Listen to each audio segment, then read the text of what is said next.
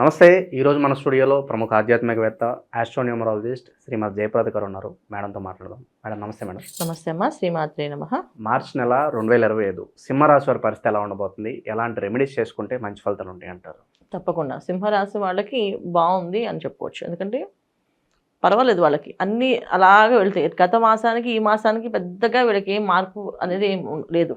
ఒక రవి మార్పు తప్ప అన్నీ అనుకూలంగా ఉన్నాయి. కాకపోతే రవి గ్రహం ఏదైతే రాసాధిపతి రవి ఎక్కడైతే శని భగవంతుడు కలిసి ఉన్నాడో కాస్తంత ఇబ్బందులు ఇబ్బందులు వస్తాయంటే కాస్త రాజకీయ రంగంలో ఉన్న వాళ్ళకి, తర్వాత వ్యాపారస్తులకి, తర్వాత వివాహ ప్రయత్నాలు చేసే వాళ్ళకి, వీళ్ళకి మాత్రం కాస్త ఇబ్బందులు ఉన్నాయి. ఎటువంటి ఇబ్బందులు ఉన్నాయంటే మనుషులతో మాట్లాడేటప్పుడు తెలియకుండానే కాస్త వీళ్ళే కొంచెం అహంకారం వీళ్ళు చూపించవచ్చు, లేదా వాళ్ళ అహంకారం చూపించవచ్చు. ఇక్కడ వీళ్ళదైనా రావచ్చు, వాళ్ళకైనా రావచ్చు. ఎవరికో వాళ్ళకి కోపం రావడం అయితే మేము గొప్ప అని చెప్పి కొంచెం గొప్పలు చెప్పుకోవడం, గొప్పగా మాట్లాడడము, ఇంత బిల్డప్ ఇస్తున్నారు వీళ్ళు, అది దీంతో మనం ముందుకు వెళ్ళగలమా అని చెప్పి వీళ్ళు భయపడడం, లేకపోతే వీళ్ళే ఒక విధంగా బిల్డప్ ఇవ్వడం, ఇలాంటి విషయాల్లో కాస్తంత మనస్పర్ధలు వచ్చే అవకాశం కనిపిస్తుంది.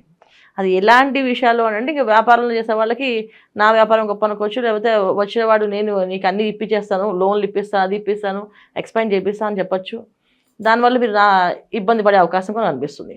సో ఇలాంటి మానసిక సంఘర్షణలు కాస్తంత ఇబ్బందిగా కనిపిస్తుంది తప్ప మిగతా అన్ని విషయాల్లో బాగానే ఉంది.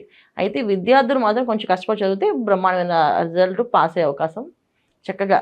చాలా విదేశీ ప్రయాణాల్లో ఉన్నవాళ్ళు, విదేశాల రంగంలో ఉండేవాళ్ళు, విదేశాల్లో ఉన్ని ఉద్యోగాలు ప్రయత్నం చేసే వాళ్ళకు కూడా అవకాశం బాగుంది. అయితే ఏంటంటే ఇక్కడ ఎంత బాగున్నప్పటికీ కూడా వీళ్ళకి ఎప్పుడైతే రాసాధిపతి శని భగవంతుడు కలిసి ఉన్నాడో కాస్తంత ఇబ్బందులు అనేది కొంచెం ఉంటుంది. సప్తమ స్థానం కదా, అది సప్తమ స్థానం ఎప్పుడు కూడా ఏంటంటే మనుషులతో కలయిక. ఎప్పుడు మనుషులు వాళ్ళని వదిలేసి మనం బతకలేము. ఎవరో ఒకరు మనతో రూపాయి తెల్లాలేస్తే మాట్లాడుతూనే ఉంటాం. ఈ మాట్లాడే విషయంలో కాస్తంత మంచివాళ్ళు, కాస్తంత చెడ్డవాళ్ళు, కాస్త మాయలో పడే అవకాశం ఎక్కువగా ఉంటుంది. తర్వాత అష్టమ స్థానంలో ఏదైతే గ్రహాలు కలిసి ఉన్నాయో, రాహు, బుధుడు, శుక్రుడు కలిసి ఉన్నారో, దానివల్ల కాస్తంత ఆలోచన శక్తి అనేది కోల్పోవడం ఉంటుంది. మనకంటే సొంత నిర్ణయాలు తీసుకోలేము. తీసుకున్నవి కరెక్ట్గా చేసామా లేదా అని ఒక భయం ఉంటుంది. ఒకరు చేసినా దాని గురించి అది అయ్యే వరకు భయం, ఆందోళన ఉంటుంది. సో ఈ రకమైన సంఘర్షణతో ఈ మాసం అంతా వీళ్ళకి నడుస్తుంటుంది. కొంచెం జాగ్రత్తగా ఉండడం అవసరం. ఎందుకంటే మానసికమైన సంఘర్షణ ఇది. దానివల్ల ఏంటంటే వీళ్ళకి అనారోగ్య సమస్యలు వచ్చే అవకాశం ఎక్కువ. ఇప్పుడు ఎక్కువ ఆలోచిస్తూ ఉంటే ఏమవుతుంది, టెన్షన్ పడుతూ ఉంటే ఆటోమేటిక్గా మన శరీరం ఇబ్బంది పడుతుంది. అలాగే ఆహార నియమాలు విషయాల్లో జాగ్రత్తగా తీసుకోవాలి. ఆరోగ్యం తప్ప వీళ్ళకి అన్నీ బాగానే ఉన్నాయి. సో ఆరోగ్యం ఒక్కటి కొంచెం సహకరించే పరిస్థితి లేదు. మంచి ప్లేస్లో ఉన్న వాళ్ళకి, బాగున్న వాళ్ళకి ఏదో చిన్న ఫీవర్ లాగా వచ్చి అది పెద్దగా వీళ్ళని ఒక వారం రోజుల నుంచి 10 రోజులకు పడుకోబెట్టేస్తుంది. అలాంటి పరిస్థితులు కనిపిస్తున్నాయి. సో ఆరోగ్య విషయం తప్ప మిగతా విషయాలు బాగానే ఉన్నాయి. వైవాహిక జీవితం ఎలా ఉండబోతుంది? భార్యాభర్తల విషయంలో కొంత ఇబ్బందులు అనేది జరుగుతున్నాయి. ఎందుకంటే మాట పెంచుకోవడము, కొంచెం వాదించుకోవడము, అది కాస్త గొడవగా మారడము, పెద్ద గొడవలుగా వెళ్ళడము అది అవకాశం ఉంది. లేదా కొత్తగా వివాహం అయిన వాళ్ళు కాస్తంత మంచి విహారయాత్రలకు వెళ్ళడం అనేది తిరగడము జరిగి అక్కడ ఏదైనా కొంచెం డిస్టర్బెన్స్, ఏదో ఒక చిన్న అంటే చెప్పుకొని ఇన్ని పెద్ద బాధలు అని చెప్పడానికి లేదు. అలాగే చాలా చిన్న విషయాలు, కానీ చిన్న విషయాలైనా చాలా గట్టిగా తగులుతాయి. ఇప్పుడు ఏదైనా ఒక మాట పరుషంగా మాట్లాడితే, ఆ పరుషంగా మాట్లాడే మాట చిన్నదైనా పెద్దదైనా అది పరుషంగా మాట్లాడే బాధ మనకు ఉంటుంది కదా, అలాంటి బాధ వీళ్ళకి కలుగుతుంది ఈ మాసం అంతా. ఆ పరుషంగా మాట్లాడే అవకాశాలు ఎందుకు వస్తాయంటే రవి శనులు కలిసి ఉండడం వల్ల ఎక్కువగా వస్తాయి.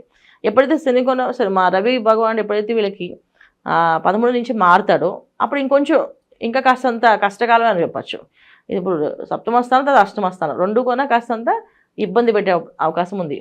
అయినప్పటికీ ఏంటంటే ప్రమోషన్లు వచ్చే అవకాశం అయితే ఉంది. ఎలాంటి ప్రమోషన్స్ అంటే వీళ్ళు ఎప్పటి నుంచి ఏవైతే సాధించాలనుకున్నారో అవి వచ్చే అవకాశం కనిపిస్తున్నాయి. ఎందుకంటే గురువు ఒక అనుగ్రహం వీళ్ళకి కనిపిస్తుంది. భూమికి సంబంధించిన వ్యవహారాలు, భూములు కొనడం కావచ్చు, లేకపోతే ఏదన్నా అమ్ముకోవడం కావచ్చు, దీనికి సంబంధించిన వ్యవహారాలు ఉండబోతుంది మేడం. వాటి జోలికి వెళ్ళకుండా ఉంటేనే బెటర్. ఎందుకంటే మోసపోయే అవకాశం ఉంది, నష్టపోయే అవకాశం ఉంది. సో ఇవాళ బాగుంది అనుకునేది అది ఇబ్బంది పెట్టే అవకాశం ఉంది. ఒక ఫ్లాట్ మంచిది అనుకునే అది రాంగ్ వాస్తు వెళ్ళి తీసుకునే అవకాశం ఉంటుంది. అంటే ఈ ఫ్లాట్, ఈ బిల్డింగ్లో అందరూ మంచిగా కొనుక్కొని వీళ్ళకి మాత్రం ఏదో ఒక ఫ్లాట్ చూపిస్తారు, ఆ ఫ్లాట్ వీళ్ళు నచ్చుతుంది, ఆ ఫ్లాట్ వాళ్ళకి ఇబ్బంది పెట్టే అవకాశం ఉంటుంది. ఏదైనా దీర్ఘకాలంగా ఇబ్బంది పడే అవకాశం కనిపిస్తుంది ఈ మాసం. అంటే దీర్ఘకాలం ఇబ్బంది ఏది, ఒకటి అనారోగ్యం వస్తే దీర్ఘకాలంగా ఇబ్బంది పడతాం. అలాగే నచ్చని ఇంట్లో మనం దిగామంటే ఆ ఇంట్లోంచి బయటపడడానికి టైం పట్టేస్తుంది.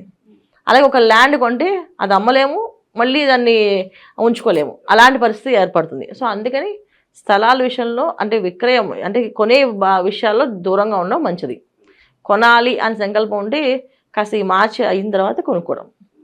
మార్చి తర్వాత వెళ్తే కొంచెం మంచి ఫలితాలు ఉన్నాయి, కానీ మార్చి లోపు అయితే కాస్తంత ఇబ్బంది పడే అవకాశం ఉంది. ఏదన్నా ఇన్వెస్ట్మెంట్స్ చేయాలంటే ఏ రంగాలు సూచిస్తారు కొంచెం లాభదాయకంగా ఉండాలనుకుంటే కనుక? కెమికల్స్, మెడికల్స్ ఇలాంటి బిజినెస్లు చేసుకోవాలి. ఎందుకంటే వీళ్ళకి లాభస్థానంలో కుజుడు ఉండడం వల్ల ఏంటంటే మెడికల్స్లో కానీ, కెమికల్స్ కానీ, తర్వాత ఐరన్ సంబంధించిన బిజినెస్లు కానీ ఇవన్నీ కూడా బ్రహ్మాండంగా బాగుంటాయి. ఇంకొకటి ఏంటంటే మీడియాలో ఉండే వాళ్ళకి చాలా బాగుంటుంది. మీడియాలో పనిచేసే వాళ్ళకి రైటర్స్ కానీ, డైరెక్టర్స్ కానీ వీళ్ళకి మంచి అవకాశాలు, మంచి కథ ఎన్నుకోవడం, దాని గురించి ఆ కథ బాగా మంచి గుర్తింపు రావడం, చేద్దాం అనుకునే వాళ్ళకంటే బ్రహ్మాండమైన రావడం, అంటే చిన్న హీరో పర్లేదు అనుకుంటే పెద్ద హీరో రావడం, అలాంటి అవకాశాలు ఎక్కువగా మీడియా రంగంలో వాళ్ళకి బాగా ఎక్కువగా కనిపిస్తుంది ఈ అవకాశం. నిరుద్యోగులకి ఏదన్నా శుభవార్త ఉందా మేడం ఈ మాసంలో? ఉద్యోగం రావడానికి ప్రయత్నం చేస్తే ఖచ్చితంగా ఉద్యోగం వస్తుంది. లాభస్థానంలో కూర్చోడు కనుక ఖచ్చితంగా ఉద్యోగాలు వచ్చే అవకాశం ఉంది. కానీ ఉద్యోగంలో ఉన్న వాళ్ళు మాత్రం కొంచెం జాగ్రత్తగా ఉండాలి. తోటి ఉద్యోగస్తులు కానీ, బాస్తో కానీ, తర్వాత వాళ్ళు పనిచేసే సంస్థల్లో ఎవరితో అయినా సరే చిన్న విషయం, చిన్న వాదన కూడా పెద్దగా తీసుకుని అది వీళ్ళదే తప్పనంటే వీళ్ళ నింద వేసేస్తుంటారు. అందుకని ఉద్యోగస్తులు జాగ్రత్తగా ఉండాలి. కొత్త ప్రయత్నాలుగా చేసే వాళ్ళకి అవకాశం ఉంది, చేసుకోవచ్చు. ఇక ఇంకా మెరుగైన ఫలితాలు పొందడానికి ఈ రాశి వారికి మంచి రెమెడీస్ ఏదైనా ఉంటే తెలియజేయండి. ఖచ్చితంగా వీళ్ళు ఏంటంటే ఈ మాసం అంతా సూర్య ఆరాధన, ఆదిత్య హృదయం చదువుకుంటూ ఉండడం ఒకటి, అండ్ సూర్య ఆరాధన చేయడము. ఇంట్లో ఎప్పుడూ కొన్నా మానసికమైన ఇబ్బంది లేకుండా ఉండాలి, శారీరకంగా మానసికంగా బాగుండాలంటే కాస్త మెడిటేషన్ చేయడం, కాస్త రిలాక్స్గా ఏం వద్దు మనం పట్టించుకోవద్దామని ఈ మాసం అలా ఉంటుంది అంతే అనుకొని మెడిటేషన్ చేయడం ఎక్కువ చేస్తూ ఉంటే అనుగ్రహం కలుగుతుంది. ఎందుకంటే ఆ మెడిటేషన్ వల్ల వాళ్ళకి కొంచెం క్లారిటీ వస్తుంది. లేకపోతే ఎటు చూసినా ఏదో ఒక మిస్టేక్స్ కనిపిస్తూనే ఉంటాయి. అది వీళ్ళకేమో ఆ మిస్టేక్స్ లేకుండా లైఫ్ కావాలనుకుంటే అది ఈ మాసం అంత జరిగే అవకాశం లేదు. ఏదో ఒక మిస్టేక్స్ ఉంటూనే ఉంటుంది, ఎవరో ఒకరు తప్పు ఉంటూనే ఉంటుంది. ఆ తప్పు కోసం మనం వాదిస్తూ ఉంటాం. ఈ వాదనలు జోలికి వెళ్ళకూడదంటే మనం కాస్త మెడిటేషన్ చేసుకుంటాం, సూర్య ఆరాధన చేసుకోవడం, పొద్దున్నే సూర్య నమస్కారాలు చేయడం, సూర్య భగవానుడికి అర్ఘ్యం వదలడం, ఇలా చేస్తూ ఉంటే అన్నీ అనుకూలంగా ఉంటాయి వాళ్ళకి. ప్రతి ఒక్కళ్ళకి ఏంటంటే వచ్చేది మనకి చైత్ర మాసంలో విశ్వవసు నామ సంవత్సరం కనుక ఈ సంవత్సరం అంతా బాగుండాలంటే అందరూ కలిసి కంటిన్యూ ఒక నామాన్ని ఎప్పుడు జపం చేసుకో, శివాయ గురువే నమః, శివాయ గురువే నమః అని మంత్రాన్ని ఎక్కువ చేయడం వల్ల ఆర్థికపరమైన ఇబ్బందులు లేకుండా ఉంటారు, ఆరోగ్య సమస్యలు లేకుండా ఉంటారు, సంతానం విషయంలో ఎటువంటి సమస్యలు చింత లేకుండా బాగుంటుంది. అలాగే వివాహ ప్రయత్నాలు చేసే వాళ్ళకు కూడా వివాహం అయ్యే అవకాశం ఉండి మంచి ఇంటికి వెళ్ళే అవకాశం ఉంటుంది. ఎందుకు అంటే శివాయ గురువై నమః అనేది ఎక్కువ చదవడం వల్ల అంటే విశ్వవసునామ సంవత్సరంలో వచ్చే ఏదైతే ఉందో మనకి రవి గ్రహం ఒక అనుగ్రహం అంటే రవి భగవానుడు ఒక అనుగ్రహం కోసం చేసేది ఇది. రవి భగవానుడు ఖచ్చితంగా మనుషులకి మంచి ఆలోచనలు, మంచి బుద్ధిని ఇస్తాడు. ఆ మంచి బుద్ధి ఆలోచనలు రావాలి, అది పక్కదారులకు వెళ్లకుండా ఉండాలి. ఎందుకంటే ఆయన ఇచ్చేది మంచి ఆలోచనలు, మంచి బుద్ధి ఇచ్చినా కొంచెం పరుష వాక్యాలు కూడా ఇచ్చే అవకాశం ఉంటుంది. అంటే అహంకారాన్ని కూడా ఇచ్చే అవకాశం ఉంది. అహంకారం మాకు వద్దు స్వామి, ఆలోచనలు బాగుండాలి అనుకుంటూ శివాయ గురువే నమః అనే మంత్రాన్ని ఎక్కువగా నామాన్ని అలవాటు చేసుకుని జపం చేస్తుంటే ప్రతిరోజు ఇది పెద్దగా మా మంత్రం కింద కదా రాదు, ఇది నామం కింద వస్తుంది. ఈ నామాన్ని ఎక్కువగా స్మరణ చేసుకుంటూ వెళితే అన్ని రంగాల్లో వాళ్ళకి అభివృద్ధి ఉంటుంది. సో మాకు జాతకం తెలిసినా తెలియకపోయినా, రాశి లక్షణాలు తెలిసినా తెలియకపోయినా ఈ మంత్రం చేసుకుంటే ఏ పని అనుకుంటే ఆ పని జరుగుతుంది. అది మీరు చేసుకుంటూ వెళితే మాది ఈ రాసో కాదో అనుమానం పడట్లేదు, హాయిగా ఈ మంత్రం చేస్తే మాత్రం మీ సమస్య తీరిపోతుంది. సో చాలామందికి ఏంటంటే మాది కుంభరాశ, మీనరాశ, మేషరాశ, ఏ రాశి అది మా అమ్మ వాళ్ళు చెప్పిన ప్రేగలు ఇది పంతులు గారు చెప్పింది ఈ రాశి అనుకుంటారు. అసలు ఏ రాశి అనేది కాదు. మనకి ఏదైనా సమస్య ఉంది అంటే ఒక నామాన్ని పట్టుకోండి. ఎందుకంటే జాతకం అనేది మన date of birth, time of birth కరెక్ట్గా ఉంటే వస్తుంది.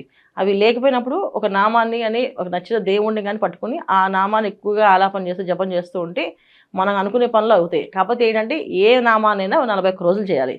41 రోజులు కంటిన్యూగా 108 చొప్పున, 108 తక్కువ కాకుండా 1000 వరకు చేస్తే అదృష్టం కలిసి వస్తుంది. అంటే 108 రోజుకు చేసిన కుదిరినప్పుడు 200, 300, 500 అలా పెంచుకుంటూ 1000 దాకా చేసుకుంటే ప్రతినిత్యం 1000 చేశారనుకోండి ఆ నామాన్ని 41 డేస్ కల్లా మీకు అన్ని పనులు సవ్యంగా అవుతాయి. ఖచ్చితంగా బ్రహ్మాండంగా అయిపోతాయి.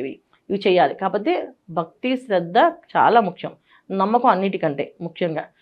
ఇది చేస్తే వస్తుందా రాదా అని ఆలోచిస్తూ చేస్తే రాదు. ఖచ్చితంగా వస్తుందని చెప్పి కళ్ళు మూసుకుని చేస్తే వస్తుంది.